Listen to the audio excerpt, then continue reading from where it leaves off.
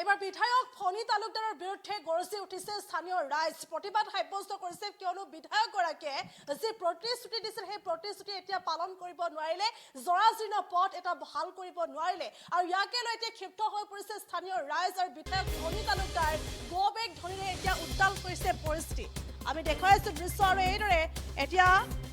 ক্ষুব্ধ হৈছে স্থানীয় ৰাইজ নিজ সমষ্টিতে দেখিবলৈ পোৱা গৈছে বিধায়ক ফণী তালুকদাৰৰ বিৰুদ্ধে প্ৰতিবাদ সাব্যস্ত কৰা দেখিবলৈ পোৱা গৈছে সমষ্টিবাসীয়ে প্ৰতিবাদ সাব্যস্ত কৰিছে আৰু এটা পথৰ বাবে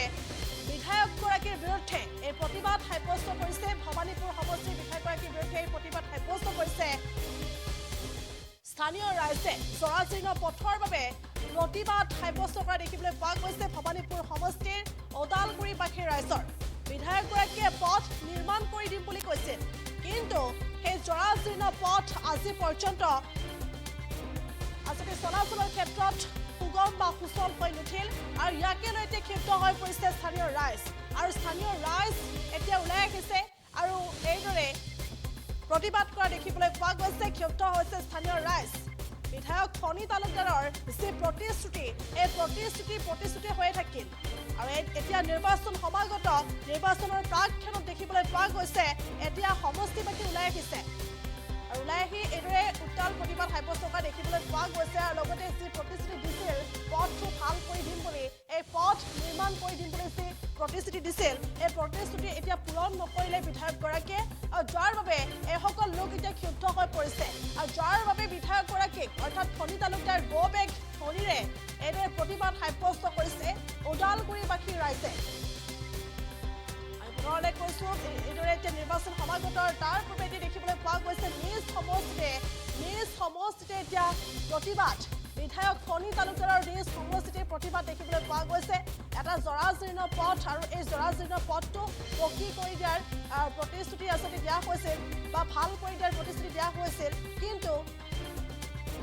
বিধায়কগৰাকীয়ে পথ নিৰ্মাণ কৰি দিম বুলি কৈছিল কিন্তু এই পথ নিৰ্মাণ নকৰাৰ বাবে এইসকল ৰাইজ এতিয়া ক্ষিপ্ত হোৱা পৰিলক্ষিত হৈছে আৰু লগতে বিধায়কগৰাকীক গবেগ ধৰিৰে এইদৰে প্ৰতিবাদ সাব্যস্ত কৰিছে স্থানীয় ৰাইজে এই মুহূৰ্তত কিছু মন্তব্য আছে এই মন্তব্য আগবঢ়াইছে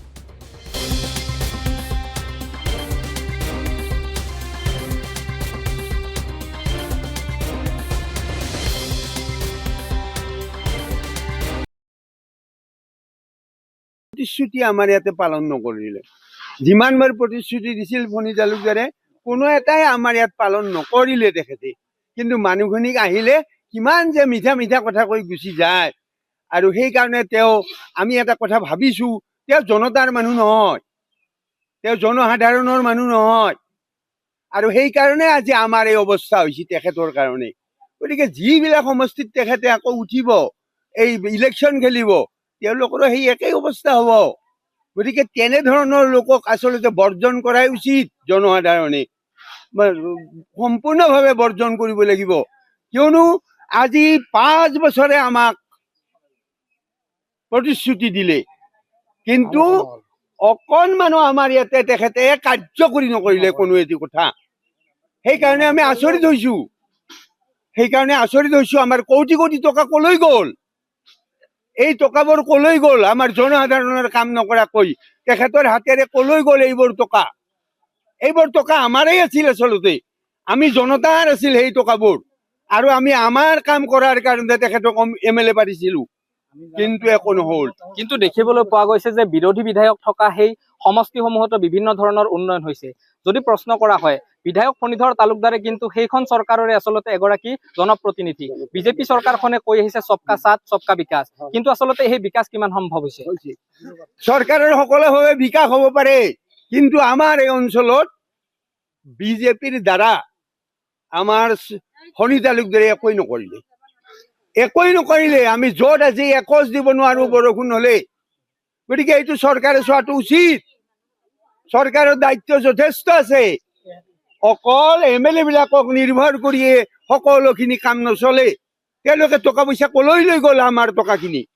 গতিকে এই অৱস্থাই যদি আৰু অন্যান্য বহু ঠাইতে হৈছে তেনেহ'লে আমাৰ ক'ত উন্নয়ন হ'ল গতিকে এই অৱস্থাখিনিৰ এটা